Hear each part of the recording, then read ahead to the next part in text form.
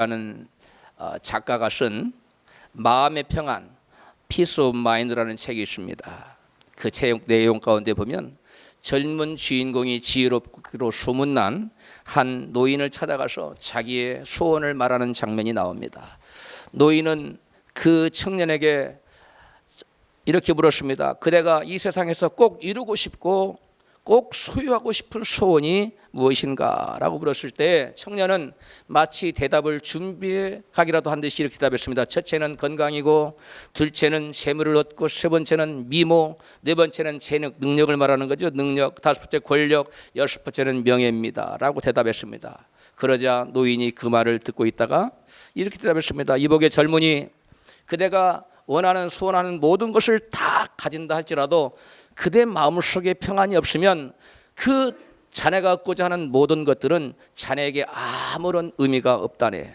세상 모든 것을 다 소유한다고 해도 자네 마음속에 평강이 없다면 자네는 세상에서 가장 행복한 자가 아니라 불행한 자가 되고 말 것에, 이렇게 대답을 해야 좋다는 겁니다. 그렇습니다. 이 세상의 모든 것을 다 가져도 마음에 평안이 없으면 그 모든 것이 헛된 것에 불과합니다. 성경은 이것을 잠언 17장 1절에 이같이 말씀하고 있어요.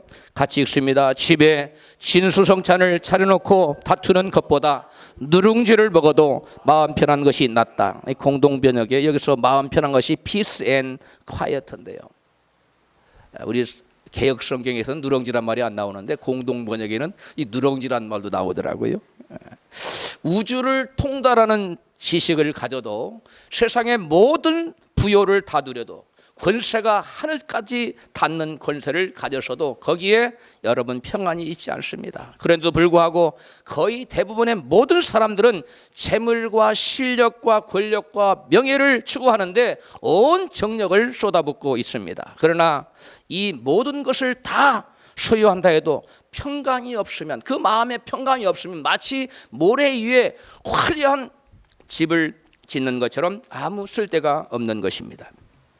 평화라는 말은 두 가지로 사용되고 있는데요. 하나는 팍스요, 다른 하나는 샬롬입니다. 우리가 오늘날 팍스 로마, 팍스 아메리카라는 말을 자주 쓰는데 세상의 힘을 통해서 얻어지는, 그리고 세상의 힘을 통해서 유지되는 평화를 의미합니다. 팍스는 로마인들이 추구했던 평화인데 그것은 힘으로 얻을 수 있는 평화요, 물질적으로 채워지는 평화인 것입니다. 로마는 이런 평화를 얻기 위해서 무력과 끊임없는 전쟁으로 피를 흘리며 이웃 나라를 정복하고 침입해서 정복하고 그것을 지배함으로써 그들은 평안을 유지했습니다. 그러나 이와 같은 로마인들이 추구했던 팍스라는 평화는 여러분 성경에 말하는 진정한, 주님께서 우리에게 주시고자 하는 진정한 평화가 될 수가 없습니다. 반면에 이 샬롬이라는 평화는 히브리인들이 추구하는 평화였는데요, 하나님이 주시는 평안이요 세상의 평안과는 전혀 다른 것입니다. 요한복음 14장 24절에 말씀하시는 평안입니다. 같이 읽습니다. 평안을 너희에게 끼치노니 곧 나의 평안을 너희에게 주노라. 내가 너희에게 주는 것은 세상이 주는 것과 같지 아니하니라. 여기서 말하는 평안은 곧 피스, 평화를, 마음의 평화를 말하는 거예요. 팍스가 아니라 샬롬의 평안, 이 세상에 주는 평안이 아닌 하나님이 주시는 평안이야말로 참된 평안이요, 참된 평화요, 영원한 평화인 줄로 믿습니다. 하나님께서 맨 처음 우리 인간에게 만들어주신 동산이 어떤 동산이지요? 에덴 동산입니다. 그 에덴 동산에는 하나님의 샬롬의 평안이 사람들에게 가득했어요. 그 가운데는 기쁨이 충만했고 행복감이 넘쳐났습니다. 그런데 왜 하나님께서 최초의 인간들에게 부어주신 그 평화가 깨어지고 사람들 마음속에 왜 기쁨이 상실되고 기쁨 대신 불안과 두려움과 염려, 근심과 같은 이런 것들이 우리 마음속에 여러분 찾아왔을까요? 여러분 그것은 우리 인간이 죄를 범함으로 말미암아, 죄를 지음으로 말미암아 하나님과 우리 관계가 깨어지고 우리 인간에게 부어졌던 하나님의 형상이 깨어짐으로 말미암아 하나님의 평강이 우리에게서 떠났기 때문인 줄로 믿습니다. 여러분 인간은 죄로 하나님과 깨어져서 여러분 하나님께서 우리에게 주시는 참된 평강과 참된 기쁨이 여러분 사라지고 대신 마귀가 주는 두려움과 공포와 불안으로 여러분 잠 못 자는 그런 인생을 살게 된 것입니다. 여러분 그것은 마치 물고기가 물을 떠나서 사는 것과 같으며 나무가 뿌리가 뽑혀서 땅 위로 올라온 것 같고 여러분 공중의 새가 여러분 공중을 날지 못하고 마치 세상에 갇힌 모습과 같은 것입니다. 죄를 지어 하나님 관계가 깨어져 하나님 없이 살아간 인간에게는 평안이 없다고 성경은 증거하고 있습니다. 이사야 57장 20절입니다. 같이 읽습니다. 오직 악인은 능치 안정치 못하고 안식이 없고 그 물이 진흙과 더러운 것을 늘 솟아내는 요동하는 바다 같으니라. 내 하나님 말씀에 악인에게는 평강이 없다 하셨느니라. 아멘. 여기서 말하는 평강도 피스예요. 마음의 평화를 말하는 겁니다. 하나님의 말씀에 기록하기를 악인에게는 뭐가 없다고요? 평강이 없어요. 피스가 없어요. 하나님이 우리 인간에게 원래 부어줬던 그 평강이 우리가 죄를 지음으로 말미암아 여러분 하나님과 관계가 끊어지는 동시에 하나님으로부터 흘러 넘쳐 들어왔던 평강, 마음의 평강, 만족감, 기쁨, 행복과 같은 것이 여러분 사라진 것입니다. 물 밖에 나온 물고기가 여러분 참된 만족이 있겠어요? 또 뿌리가 뽑힌 나무가 여러분 거기에 진정한 만족이 있겠습니까? 여러분 세상에 갇힌 새는 또 어떻습니까? 그들에게는 참된 자유와 여러분 마음의 진정한 평안과 기쁨이 있을 수 없듯이 하나님과 원수된 죄인, 즉 하나님께 반항하며 대적하는 악인들에게는 참된 자유와 평강과 기쁨이 있을 수가 없는 것입니다. 그렇다면 아담 이후 죄인으로 전락한 인간은 그 어디에서 참된 자유와 평화와 기쁨을 얻을 수 있을까요? 하나님 앞에 회개하고 예수 그리스도를 내 인생의 주인으로 모셔드리고 예수님을 나의 주님으로 섬기고 사는 사람에게 참된 평안과 기쁨이 찾아오는 줄로 믿습니다. 여러분 우리는 예수 그리스도 안에 나와서 예수님과 함께 연합되어 주님으로부터 죄를 용서받고 하나님과의 관계가 회복될 때 비로소 우리에게 여러분 하나님이 원래 주셨던 참된 기쁨과 마음의 평화가 우리에게 회복되는 줄로 믿습니다. 우리 인간은 이러한 마음의 평안과 기쁨이 없이는 진정한 행복을 누릴 수가 없는 것입니다. 그런데 이러한 우리가 원하는 마음의 진정한 평안과 기쁨은 우리 인간 스스로 힘으로 만들어낼 수 있는 것이 아니라 오직 위에 계신 하나님께서 우리에게 부어주셔야만 하는 것입니다. 할렐루야. 그래서 예수님께서 이 땅에 여러분 오셨는데 바로 우리가 죄로 말미암아 잃어버린 이러한 마음의 기쁨과 평강을 다시금 주시기 위하여 평화를 주시기 위해 이 땅에 오셨습니다. 여러분 예수님이 땅에 오신 목적을 평화를 주시기 위하심을 누가복음 2장 14절 이와 같이 말씀합니다. 시작. 지극히 높은 곳에서는 하나님께 영광이요 땅에서 기뻐하심을 입은 사람들 중에 평화로다. 여러분 예수님이 오신 것이 사람들에게는 땅에 있는 사람들에게 뭐라고요? 평화예요. 예수님 오신 것 자체가 예수님은 평화의 주인이고 평화의 왕으로 이 땅에 오셨기 때문에 그렇습니다. 누가복음 19장 42절 같이 읽습니다. 가라사대 너도 오늘날 평화에 관한 일을 알았다면 좋을 뻔하였거니와 지금 내 눈에 숨기웠도다. 할렐루야. 여기서도 예수님께서 평화를 말씀하고 있습니다. 또한 예수님께서는 제자들에게 말씀을 증거한 것도 평화를 누리게 하기 위함이라고 말씀합니다. 요한복음 6장 16장 33절입니다. 같이 읽어요. 시작. 이것을 너희에게 이름은 너희로 내 안에서 평안을 누리게 하려 함이라. 세상에서 너희가 환난을 당하나 담대하라. 내가 세상을 이기었노라 하시니라. 여기에서 말씀하는 평안도 곧 피스예요. 마음의 평안을 주님께서 주시기 위해서 예수께서 말씀하신다는 것. 우리가 말씀을 받는 것도 결국은 예수님께 돌아가서 예수님께서 우리에게 주시는 참된 평안을 누리기 위함인 줄로 믿습니다. 또한 예수님께서 우리를 대신하여 징계를 받으신 것도 우리에게 평화를 주시기 위함이라고 말씀하고 있어요. 이사야 53장 5절입니다. 시작. 그가 찔림은 우리의 허물을 인하며 그가 상함은 우리의 죄악을 인함이라. 그가 징계를 받음으로 우리가 평화를 누리고 그가 채찍에 맞음으로 우리가 나음을 입었도다. 아멘. 예수님이 채찍에 맞으시고 십자가에 달리시고 머리에 가시발효가를 쓰시고 침뱉음을 당하시고 온갖 모욕을 당하시고 징계를 받으셨어요. 하나님과 결국은 끊어졌어요. 그러한 징계를 받은 것은 저와 여러분으로 뭘 누리게 하기 위해서 평화를 누리도록 하기 위해서. 할렐루야. 또한 예수님께서는 이 땅에 평화의 사자로 평화의 왕으로 오셨을 뿐만 아니라 당신을 믿는 저와 여러분 믿는 자들을 세상의 평화의 사도로 보내기 위해서 평화의 사자로 보내시고 계십니다. 요한복음 20장 21절에 그걸 말씀하고 있어요. 같이 읽습니다. 예수께서 또 가라사대 너희에게 평강이 있을지어다. 아버지께서 나를 보내신 것 같이 나도 너희를 보내노라. 아멘. 예수님께서는 하나님 아버지로부터 이 땅에 보내심 받았는데 평강의 왕으로 이 세상에 평화를 가져다 주기 위한 평화의 사자로 이 땅에 보내심 받았어요. 그런데 그 예수님 이제는 당신을 믿는 제자들을 하나님 아버지께 당신을 이 땅에 보내신 것과 똑같은 방식으로 우리를 세상에 하나님의 평화의 사도로 보낸다는 거예요. 할렐루야. 그러므로 우리 모두가 평화의 사도가 되십시다. 우리 좌우에 계신 분에게 우리 모두 당신과 나는 평화의 사도로 쓰임 받읍시다. 인사해요. 할렐루야. 네. 이에 대해서 바울은 고린도후서 5장 18절이 같이 증가하고 있어요. 같이 시작.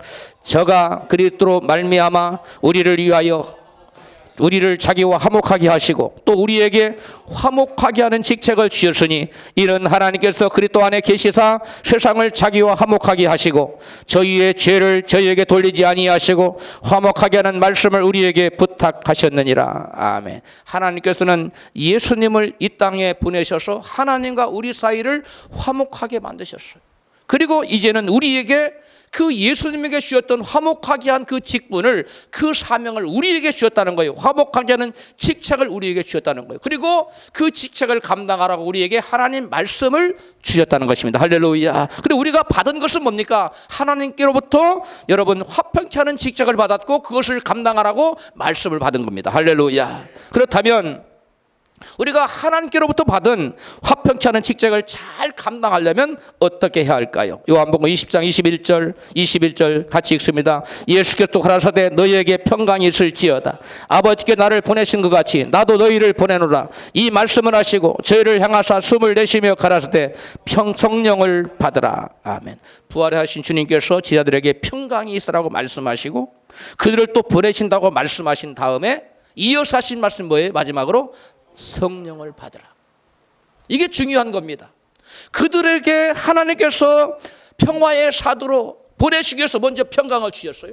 그리고 그들의 평강 받은 자들에게 이제는 평화의 직책을 감당하라고 화목하게 하는 직책을 감당하라고 보내신다는 거예요. 그를 보낼 때 그냥 보내시지 아니하시고 그들에게 향하여 숨을 내쉬며 가를 때 무엇을 받으라? 성령을 받으라. 이게 무슨 말씀입니까? 예수께서 그들을 보낼 때 그냥 보내지 아니하시고 그냥 저들의 힘만으로는 그 사명을 감당할 수 없기 때문에 하나님의 성령의 능력의 원천인 성령을 부어주셨다는 겁니다. 할렐루야. 우리 모두가 이와 같이 하나님께 주신 화목케 하는 직책을 감당하려면 우리가 나는 이런 직분이 있어요, 사명의식만 가지고 있다고 되는 게 아니에요. 그 사명의식은 물론 가지고 있어야 되고 그 사명을 감당할 수 있는 무엇도 있어야 됩니까? 능력도 있어야 되는데 그것이 바로 성령으로부터 오는 능력인 줄로 믿습니다. 예수님께서도 하나님께서 자기에게 주신 그 사명을 감당하기 위해서 화평케 하는 그 사명을 감당하기 위해서 성령으로 잉태하시고 성령으로 태어나시고 성령으로 세례를 받으시고 성령으로 광야에 가서 마귀에게 시험 받으시고 성령으로 마귀에게 눌린 모든 자를 자유케 하는 등 이와 같은 성령으로 사명을 감당했다고 성경은 증거하고 있어요. 사도행전 10장 38절 이것을 단적으로 보여주고 있습니다. 같이 읽어요. 시작. 하나님이 나사렛 예수에게 성령과 능력을 기름 붓듯 하셨으며 저가 두루 다니시며 착한 일을 행하시고 마귀에게 눌린 모든 자를 고치셨으니 이는 하나님이 함께 하셨음이라. 아멘. 여러분, 하나님의 아들이시고 친히 하나님 되시는 예수님도 당신에게 맡겨진 사명을 감당하기 위해서 하나님께로부터 뭘 받았다고요? 성령과 능력을 기름 붓듯.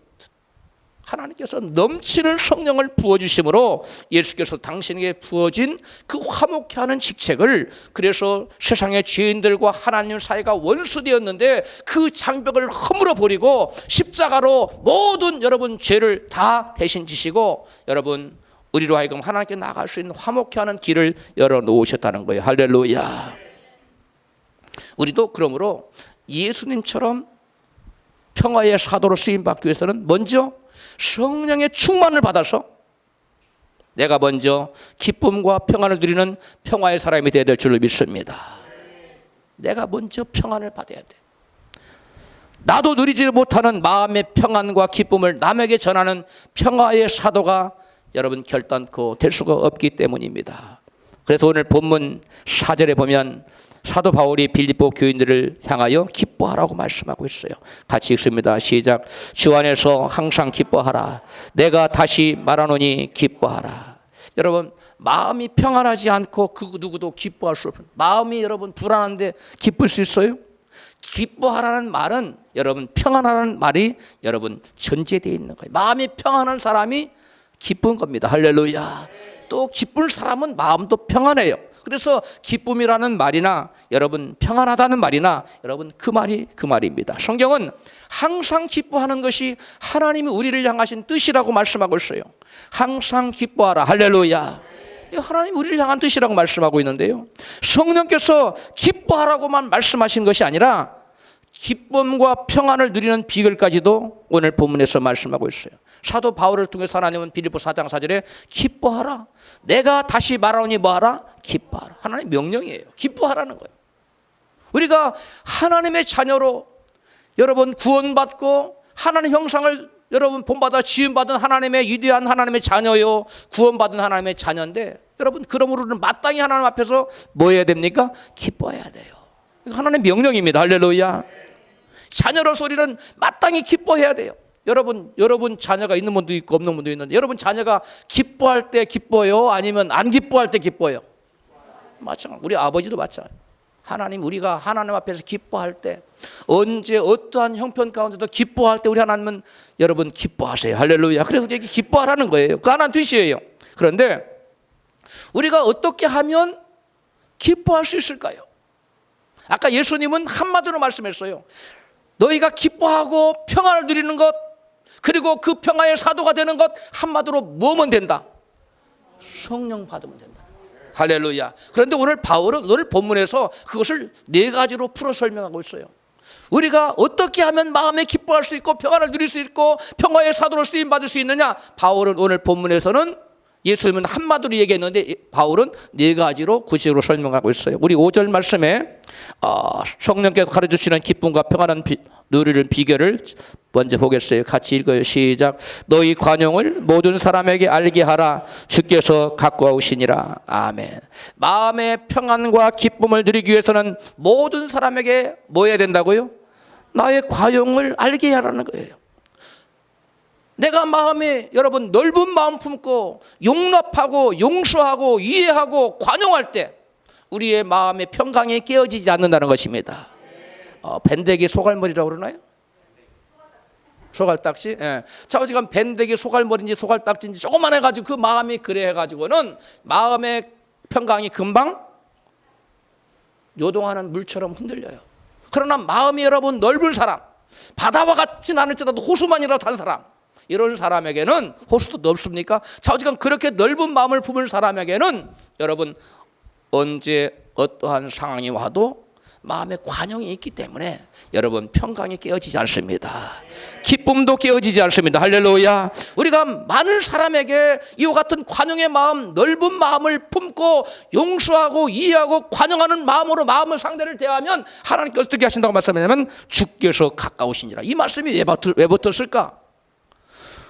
너희 관용을 모든 사람에게 알게 하라. 그 다음에 없어도 돼요, 이 말씀이. 근데 붙었어요. 주께서 가까우시니라. 주께서 가까우시다는 말씀은 주님의 재림과 심판을 의미합니다. 할렐루야. 주님이 재림하시고 오셔서 심판할 때 우리 믿는 자들에게 상급 심판을 베풀어요. 할렐루야.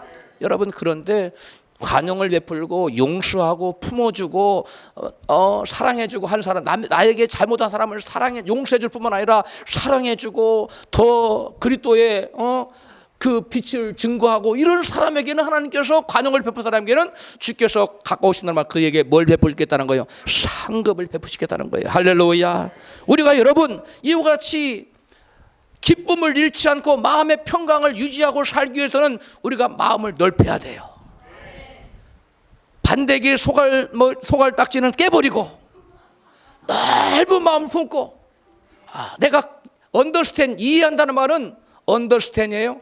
그 사람의 자리 위에 내가 한번 앉아보는 거예요. 서보는 거예요. 에? 그 사람의 자리에 입장에 서보는 거예요. 그러면 남을 이해할 수 있어요. 할렐루야. 영어 understand이라는 말이 그 말이에요. 그 자리에 내가 앉아보는 겁니다. 그런 마음을 가지고 우리가 이웃을 대하면 여러분 상대방에게도 그리스도의 빛을 발할 수 있어서 좋고 하나님의 영광을 드러낼 수 있어서 좋고 나 자신은 뭐가 유지돼요? 평강이, 강물 같은 평강이, 기쁨이 여러분 깨어지지 않고 유지된다는 거예요. 할렐루야. 여러분, 그러므로 우리가 항상 넓은 마음, 관용의 마음을 품으라고 바울은 말하고 있어요. 성령으로 우리에게 말씀하기를 너희 관용을 모든 사람에게 알게 하라. 그리하면 너희가 기뻐하고 또 기뻐할 수 있다는 겁니다.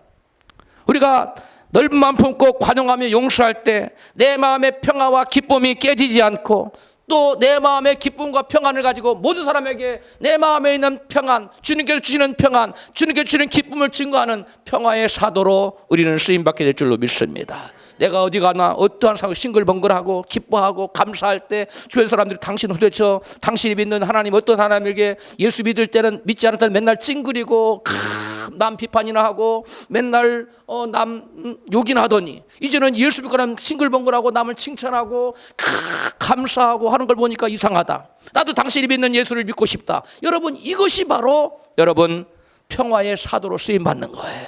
그래서 내 마음의 기쁨과 평안이 없이는 결단코 평화의 사도로 쓰임받을 수가 없어요. 그리스도의 평안을 전하는 평화의 사도가 결단코 없다는 거예요. 내 마음의 평안이 있어야지 평안을 전하지요. 평안은 꼭 평안하세요 말하는 것이 아니라 내 얼굴에 평안이 있으면 되는 거예요. 할렐루야. 어렵고 힘든 때가 되더라도 여러분 평안한 거예요. 오늘따라 성도들이 왕창 많이 빠졌는데 아까 찬양을 하는데 내 마음속에 기뻐하라 그래. 할렐루야. 세상을 보며 사람을 볼 땐 뭐가 없어도 만족하며 너는 나를 바라보고 만족해라. 아까 주님이 내게 그런 말씀을 감동을 줬어요. 그래서 성도가 왕창 빠져도 기뻐하자. 할렐루야. 여러분도 마찬가지. 여러분도 되는 일이 없어도 기뻐하세요. 여러분 내가 하나님 말씀대로만 걸어가면 됩니다. 되고 안 되고는 누구 마음이에요? 그건 하나님 마음이에요. 하나님의 때에 가장 좋은 것을 줄 것을 믿고 남이 내게 악행으로 갚아도 나는 선행으로 갚읍시다. 이것이 여러분 넓은 마음을 품은 평화의 사도의 모습이에요. 할렐루야. 이제 본문 6절로 7절 말씀에 어떻게 하면 마음의 평안과 기쁨을 누린다고 말씀하고 있습니까? 시작. 아무것도 염려하지 말고 오직 모든 일에 기도와 간구로 너희 구할 것을 감사함으로 하래라. 그리하면 모든 지각에 뛰어난 하나님의 평강이 그리스도 예수 안에서 너희 마음과 생각을 지키시리라. 마음의 평강과 기쁨을 누리기 위해서는 한마디로 어떻게 하라고 말씀하고 있습니까? 염려 대신 기도하라는 거예요. 따라합시다. 염려 대신 기도합시다. 여러분 염려 대신 기도하면 하나님께서 우리의 마음과 생각을 지켜주겠다는 거예요. 어떤 마음과 어떤 생각으로? 평안의 마음과 기쁨의 마음을 지켜주겠다는 거예요. 여러분 우리가 염려하면 마귀에게 붙들려서 더 어두워져요. 슬픔이 찾아옵니다. 우울함이 찾아옵니다. 낙심과 좌절이 찾아오고 절망이 찾아와요. 죽고 싶을 생각이 들어요. 그러나 여러분 그러한 때라도 그러한 어려운 환경을 가지고 문제를 가지고 하나님 앞에 감사함으로 문제를 아뢰고 기도하세요. 그러면 하나님께 그 기도를 들으시고 우리의 성경은 기도 응답이 문제가 아니라 우리의 뭐가 문제예요? 우리의 마음이 더 중요하다는 거예요. 그래서 내가 너에게 기도하면 내가 응답하겠다가 아니라 여기 성경 보니까 내 마음과 생각을 뭐한다? 지킨다는 거예요. 무슨 말이에요? 내 마음의 평강이 깨지지 않도록, 내 마음의 피스가 조각나지 않도록, 내 마음의 기쁨이 산산이 조각나지 않도록 내가 내 마음을 지켜주겠다는 거예요. 기도합시다. 문제를 만나면 기도합시다.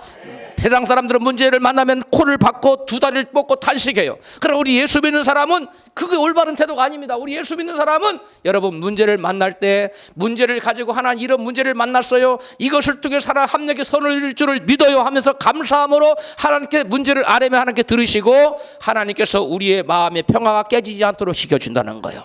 그러므로 여러분 항상 기쁨과 평안을 누리려면 항상 기도하는 저와 여러분 되어야 될 줄을 믿습니다.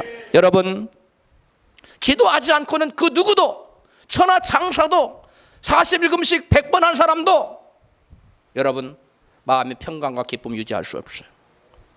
기도할 때만이 우리의 마음의 기쁨과 평안을 유지할 수 있어요. 왜 그러냐면 여러분 하나님께 드리는 향기 그 향을 만들어 피우라는 그 향 속에는 풍자향이 들어있었어요. 우리의 기도가 여러분 그 기도의 향과 같은 피 올리는 기도의 향인데 우리가 기도를 하면 뭐가 들어있냐면 풍자향이 들어있어요. 풍자향은 뱀도 맡고 도마뱀도 맡고 진해 뭐 더러운 것 뭐 온갖 짐승들이 그 냄새를 맡고 얼씬도 하지 못하게 만드는 것이 풍자향인데 우리가 기도하면 풍자향이 들어있어서 온갖 더러운 악한 영들 귀신떼들 흑암의 권세들이 여러분 얼씬거리지 못하고 물러난 줄로 믿습니다. 또 해독제도 들어있어 우리 기도 속에는. 그래서 우리 마음의 어둠도 다 물러가요. 여러분 그러므로 우리가 기쁨과 평강을 유지하기 위해서는 끊임없이 풍자향이 들어있는 기도를 해야 될 줄 믿습니다. 그러면 여러분 내 마음이 기뻐져요. 평강이 있어요. 여러분 그래서 내 마음에 있는 기쁨과 평강을 가지고 우리는 나가서 주변에 어둠에 처한 사람, 슬픔에 처한 사람, 낙심과 절망에 처한 사람에게 기쁨과 평강을 증거할 수 있는 평화의 사도로 쓰임받게 될 줄로 믿습니다. 기도해야 돼요. 그 다음에 본문 8절 말씀에는 어떻게 하면 평강과 기쁨을 누린다고 말씀했어요. 8절 시작. 정말로 형제들아 무엇이든지 참되며 무엇이든지 경건하며 무엇이든지 옳으며 무엇이든지 정결하며 무엇이든지 사랑할 만하며 무엇이든지 칭찬할 만하며 무슨 덕이 있든지 무슨 기림이 있든지 이것들을 생각하라. 8절 말씀에서는 마음의 평강과 기쁨을 누리기 위해서는 한마디로 뭐 하라는 거예요? 생각을 잘하라는 거예요. 따라합시다. 생각을 분별해가면서 하자. 아무 들어오는 생각이나 마구 잡아들이면 안 돼요. 성경에 말씀하기를 무릇 지킬 만한 뭘 지켜라? 네 마음을 지켜라. 생명의 근원이 있어야 한다. 여러분 우리가 마음을 지키지 않으면 안 돼. 여기서부터 무슨 생각을 하는 거예요? 무엇이 참된 생각만 하라는 거예요? 무엇이든 경건한 생각을 하라는 거예요? 무엇이든 옳은 생각만 하라는 거예요? 무엇이든 정결한 생각만 하라는 겁니다. 사랑할 만한 생각, 그 다음에 칭찬받을 만한 생각, 그리고 덕스러운 생각, 그 다음에 기릴 만한 기념적인 될 만한 그런 생각을 하라는 거예요. 그런 생각을 할 때 우리 마음에 기쁨과 평안이 깨어지지 않는다는 겁니다. 근데 여러분 생각을 맨날 옳은 생각이 아니라 부정적인 생각, 또 여러분 정건한 생각이 아니라 불건건한 거룩하지 못한 엉뚱한 생각을 한다거나 또 정결하지 못한 더러운 생각을 한다거나 여러분 사랑받을 만한 생각이 아니라 남을 미워하는 생각을 한다거나 남에게 칭찬받을 만한 욕먹을 만한 생각을 한다거나 그런 사람 마음속에 무슨 여러분 기쁨이 있고 평강이 있겠어요? 그러므로 우리가 마음의 기쁨과 평강을 누리려면 우리 마음의 생각을 여러분 잘 조절해야 될 줄 믿습니다. 아무 생각이나 들어온다고 생각을 넙죽넙죽 받아들이면 안 돼요. 여러분 집에 앉았는데 거지가 다 들어가도 돼요? 그럼 받아주고 강도가 다 들어와서 좀 kum숙해도 돼요? 그럼 받아주고 그럽니까? 성경은 이단조차도 문 열어주지 말고 악수하지 말랬어요. 분별해야 됩니다. 여러분 우리가 강도 가면 문 잠그잖아요. 도둑놈이 밤에 와서 눈을 딸라도 여러분 잠그잖아요. 마찬가지로 우리의 마음의 문을 지켜야 됩니다. 악한 생각으로부터 지켜야 돼요. 마귀가 우리를 멸망시키기 위해서 여러분 우리의 생각을 거꾸로 틀립니다. 부정적인 생각, 불신의 생각, 의심의 생각, 남을 미워하고 여러분 부정적인 생각 이런 것을 심어줘서 저 여러분을 무너뜨리는 거예요. 그러므로 우리가 우리 자신을 지키기 위해서 우리의 마음의 평강과 우리 마음의 기쁨을 누려서 우리가 평화의 사도로 쓰임받기 위해서는 우리 마음을 지키라는 거예요. 우리가 우리 마음을 지키지 않는데 어떻게 내 마음을 지키지 못해서 평강이 깨어졌고 여러분 기쁨이 깨어졌는데 어디 가서 평화의 사도로 쓰임받을 수가 있겠어요? 예수 믿으면 기쁘다고, 예수 믿으면 평강이 강물처럼 넘쳐난다고 어떻게 말할 수 있어요? 내게 없는데, 내게 마음의 평화가 강물처럼 강 같은 평화, 바다 같은 여러분 고요함 이런 것이 내게 넘치려면 먼저 내가 내 마음의 생각을 잘 여러분 케어해야 돼요. 정원을 잘 케어하면 아름다운 정원이 됩니다. 아름다운 꽃이 드러납니다. 아무리 아름다운 꽃이 있는 정원도요 들풀이 가득 쏟아보세요. 거기에 막 뱀이 막 쥐를 틀어놓고 막 온갖 짐승 똥 싸놓은 그런 정원이 꽃이 드러납니까? 꽃이 묻혀요. 마찬가지입니다. 여러분 우리 마음속에 하는 꽃과 같은 생명의 말씀을 주셨어요. 할렐루야. 이 말씀이 우리 마음이라는 정원에서 아름답게 꽃피고 열매를 맺으려면 우리 마음에 있는 온갖 더러운 잡초를 제거해야 돼요. 여러분 온갖 짐승의 똥도 제거해야 돼요. 이런 것들이 여러분 마음의 악한 생각들, 부정적인 생각들, 불신의 생각들, 이러한 어둠의 생각들을 다 몰아내는 거예요. 여러분 그래서 성경은 바울이 너희들은 이런 생각만 하라고, 이런 기념비적인 생각, 이런 덕스러운 생각, 너희가 생각하는 다른 사람이 알았을 때 칭찬할 만한 생각, 그런 생각들을 하라는 겁니다. 할렐루야. 이런 생각들을 하는 사람 마음은 항상 기쁨이 넘쳐나게 돼 있어요.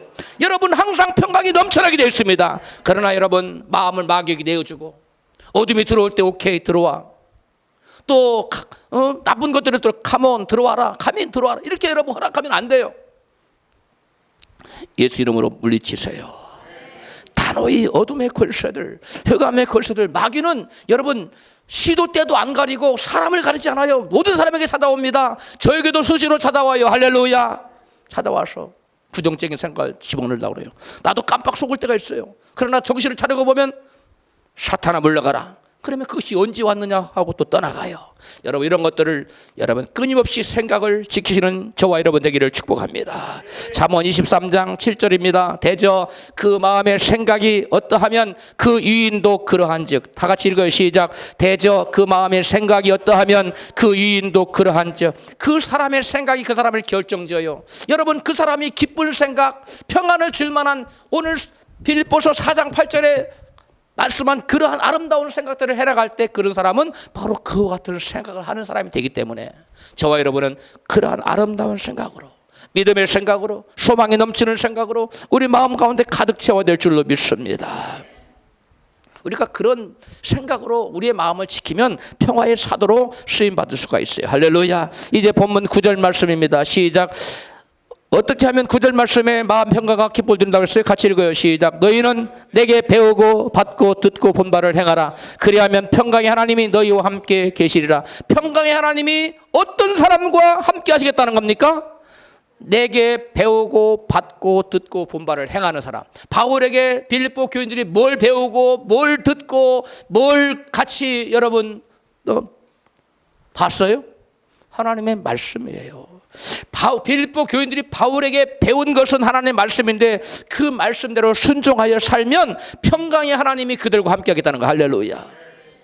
빌립보 교인에게만 한정된 말씀입니까? 아닙니다. 오늘 우리가 하나님 말씀을 배운 대로 말씀을 들을 때는 아멘 해놓고 성전 나가서는 정반대로 행동하는 것이 아니라 말씀을 듣고 배우고 공부한 대로 그 말씀 그대로 순종하는 사는 자에게는 누가 함께 하신다고요? 평강의 하나님. 할렐루야. 평강의 주님이 그 사람과 함께 와서 그 사람 마음을 평강으로 주장해요. 평강의 하나님 그와 함께 그 사람 마음을 기쁨으로 주장해요. 그렇기 때문에 우리는 여러분 말씀을 지키는 자가 되어야 돼요. 여러분 진정으로 마음의 평안과 기쁨을 누리고 여러분 평화의 사도로 쓰임받기를 원하십니까? 그렇다면 말씀에 순종하세요. 말씀이 지시하는 대로 따라가십시오. 할렐루야. 지난주인가 지지난주에 제가 설교했지요. 그 박성수 회장님이 뭐였죠? 무슨 항목 뭐였죠? 구두를 하는 회사를 했는데 여러분 말씀대로 하니까 법을 지키면서 하니까 어려웠어요? 안 어려웠어요? 10년 동안 전전 근거에 10년 딱 지나고 나니까 회사 문 닫을 각오로 하고 말씀대로 살았더니 그 분야에 몇 등이 돼 있더라? 1등. 그렇습니다. 여러분 말씀대로 사는데 뭐가 당장 안 된다고 슬퍼하지 마세요. 하나님 때가 되면 높아질 줄로 믿습니다. 인간적인 수수면 망하는 겁니다. 편법 쓰면 안 돼요. 내게 당장 손해가 닥쳐오고 당장 회사를 문을 닫는 한이 있더라도 말씀 붙들고 나갑시다. 그러면 하나님이 저와 여러분을 때가 되면 높이실 때가 있는 줄로 믿어요. 할렐루야. 여러분 이스라엘 백성들이 광야에서 하나님 원망하는 죄를 짓자 하나님께서 그들에게 불뱀을 보내셨어요. 민수기서 21장 5절에 시작. 백성이 하나님과 모세를 향하여 원망하되 어찌하여 우리를 애굽에서 인도하여 올려서 이 광야에서 죽게 하는고 이곳에는 식물도 없고 물도 없도다. 우리 마음이 이 박한 식물을 시도하노라 하매 여호와께서 불뱀들을 백성 중에 보내며 백성을 물게 하심으로 이스라엘 백성 중에 죽은 자가 많은지라. 아멘. 여러분 말씀에 순종하지 않고 거역하는 삶을 살면 원수악한 마귀에게 저주의 문을 열어주는 것 같아요.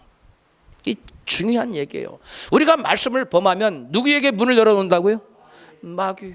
저주의 주인공인 마귀에게 문을 확장 열어서 나를 와서 좀 징계하고 저주하고 그러라고 초청하는 것 같아요. 그러므로 저와 여러분은 여러분 결단코 마귀에게 죄를 지음으로 문을 열어줘서는 안 될 줄로 믿습니다. 여러분 죄를 지어서 뱀이 와서 물어가지고 그 막 고통당하는데 그 마음에 무슨 평안이 있고 무슨 기쁨이 있겠어요? 죄 졌는데 무슨 마음 평안이 있겠어요? 옛말에 맞는 사람은 다리를 어떻게 하고 자고 쭉 뻗고 자고, 때리는 사람은 어떻게 하고 자고 다리를 오므리고 자고. 무슨 말이에요? 죄를 지으면 마음의 양심에 벌써 위축을 받아요. 양심의 가책을 받아요. 마음이 괴로운 겁니다. 뿐만 아니라 마귀가 찾아와요. 환경을 뒤집어 버립니다. 문제를 가져다 줄 수 있어요. 고난이 올 수 있어요. 그것은 죄로 인한 고난이에요. 의를 인하여 핍박을 받을 때는 기뻐해야 되지만 이런 죄를 짓고 매맞는 고난을 당하면 안 돼요. 그럴 때는 마음의 평강도 깨져요. 우리가 의를 위하여 핍박을 받는 고난은 마음의 기쁨이 있어요. 감사가 있어요. 내가 예수님 때문에 핍박받은 상급이 있다. 마음의 기쁨이 있고 평안이 깨지지 않아요. 그러나 죄를 짓고 당하는 고난은 마음의 여러분 기쁨과 평안이 산산조각이 나요. 그러므로 저와 여러분은 마음의 평강과 기쁨을 유지하기 위해서는 끊임없이 말씀을 붙잡고 나가는 저와 여러분 되시기를 주여 축복합니다. 화목케 하는 직책을 받는 우리는 나 자신부터 마음의 평안과 기쁨을 누리고 이웃에게 평화의 사도가 돼야 돼요.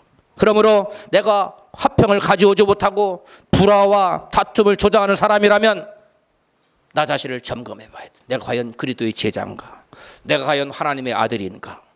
하나님 말씀에 마태복음 5장 9절에 이와 같이 말씀하고 있기 때문이에요. 같이 읽어요. 화평케 하는 자는 복이 있나니 저희가 하나님의 아들이라 일컬음을 받을 것이며.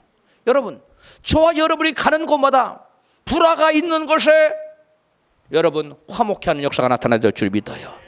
다툼이 있는 곳에 여러분 평화가 임하게 하는 사도. 내가 가는 곳이 바뀌어야 돼요. 그런데 멀쩡하던 곳에 갔는데 불화가 생기고 다툼이 생기고 이간질이 생기고 여러분 그러면 안 돼요. 저와 여러분은 하나님의 자녀라는 것을 뭘로 인정받느냐? 뭘로 인정받는다고요? 화평케 하느냐? 네가 하나님의 제자냐? 네가 가는 곳에 평화가 있어야 된다는 거예요. 할렐루야. 여러분 우리는 내가 서는 자리에 화평이 있는가를 잘 봐야 돼요. 내가 가는 곳에 여러분 문제가 해결되고 어둠이 물러가고 빛이 임하는 건지, 아니면 내가 가는 곳에 밝던 곳이 어두워지는지 나 자신을 돌아볼 필요가 있다는 것입니다. 그렇다면 우리가 누구와 누구 사이를 화평케 하는 자가 되어야 될까요? 먼저는 하나님과 죄인 사이를 화평케 하는 자가 되어야 돼요. 하나님과 세상 사이를 화평케 하는 방법은 단 한 가지예요. 하나님과 세상의 죄인을 화평케 하는 방법은 한 가지밖에 없는데 그게 뭐라고요? 그게 뭐예요? 전도예요. 그가 전도하고 회개하여 주님께 나오면 죄인이요 하나님과 뭐가 돼요? 하나가 되고 화목하게 돼요. 할렐루야. 그래서 하나님과 죄인 사이를 화목케 하는 방법은 전도 한 가지밖에 없어요. 할렐루야. 그래서 여러분 전도하는 사람 마음에는 그래서 기쁨이 있고 평강이 있는 것입니다. 그러므로 저와 여러분은 때를 얻든지 못 얻든지 복음을 전하는 평화의 사도로 쓰임받는 저와 여러분 되시기를 주로 축복합니다. 여러분 복음 전하는 것이 평화의 사도로 쓰임받는 거예요. 또 하나는 사람과 사람 사이를 화평케 하는 자가 되어야 됩니다. 잠언 16장 28절입니다. 시작. 패배한 자는 다툼을 일으키고 말쟁이는 친한 벗을 이간하니라. 잠언 17장 9절. 허물을 덮어주는 자는 사람을 구하는 자요 그것을 거듭 말하는 자는 친한 벗을 이간하는 자니라. 아멘. 하나님의 성령께서는 본질적으로 하나 되게 하고 화평케 하는 속성을 갖고 있어요. 그래서 성경은 서로 연합할 때 상승 효과가 일어난다, 시너지 효과가 일어난다는 것을 거듭거듭 말씀하고 있어요. 레위기 26장 8절에 시작. 너희 다섯이 백을 쫓고 너희 백이 만을 쫓으리니 너희 대적들이 너희 앞에서 칼에 엎드러질 것이며. 여러분 다섯이 백을 쫓았으면 백이 몇을 쫓아야 돼요? 2천을 쫓아야 돼요. 근데 만을 쫓았잖아요. 5배의 시너지 효과예요. 그 다음에 신명기 32장 시작. 여호와께서 그들을 내어주지 아니하셨다면 어찌 한 사람이 천을 쫓고 두 사람이 만을 도망케 하였을까? 한 사람이 천을 쫓았으면 두 사람 몇을 쫓아야 됩니까? 2천을 쫓아야 되는데 몇을 쫓았어요? 만을 쫓았어요. 몇 배의 효과가 있었어요? 5배의 시너지 효과가 있었어요. 여러분 혼자 기도하는 것보다 둘이 뭉쳐서 기도하면 여러분 성경에 의하면 적어도 몇 배? 5배의 시너지 효과가 있다는 거예요. 할렐루야. 그래서 우리는 합심해서 기도해야 될 줄을 믿습니다. 예수님께서는 두 사람이 마음을 합하여 기도하면 그래서 반드시 응답해 주겠다고 말씀했어요. 마태복음 18장 19절입니다. 시작. 너희 중에 두 사람이 땅에서 합심하여 무엇이든 구하면 하늘에 계신 내 아버지께 저희를 위하여 이루게 하시리라. 아멘. 합심이 이렇게 중요한 거예요. 그러나 마귀는 본질적으로 그 속성이 거짓돼요. 그 다음에 다투게 만들어요. 그 다음에 이간질시키고 분열시키고 짜게 놓는 것이 마귀의 속성입니다. 전도서 4장 12절에 한 사람이면 패하겠거니와 두 사람이면 능히 당하나니 삼겹줄은 심히 끊어지지 아니느니라고 말씀하고 있어요. 여러분 둘로 연합하면 하나면 뭐 한다고요? 패. 둘이면 뭐예요? 패하지 않아요. 셋이면 어때요? 절도 끊어지지 않아요. 그러나 하나하나 흩어져 있으면 어떻게 돼요? 패합니다. 여러분 사자가 큰 여러분 그 코끼리를 잡아먹을 때 어떻게 하는 줄 아세요? 한 마리를 때로 떼놔요. 한 마리를 분리시켜요. 그리고 떼거지로 달려들어서 그 큰 여러분 코끼리를 쓰러뜨립니다.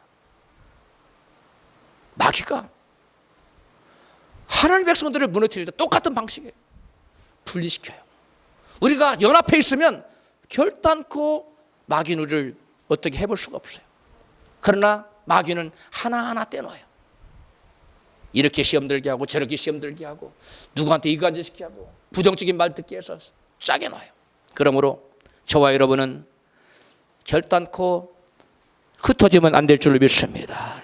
뭉치면 살아요. 그러나 흩어지면 뭐합니까? 죽습니다. 마귀가 교회를 무너뜨리기 위해 성도들이 마음이 하나가 되어서 뭉치지 못하도록 마귀는 하나하나 성도들을 마음을 분열시켜 놓고 생각을 분열시켜요. 그래서 마귀는 교회 성도들 간에 서로 이간질을 시키고 또 서로 미워하게 만들고 서로 욕하게 만들고 서로 다투고 싸우게 만들고 이게 마귀가 하는 짓이에요.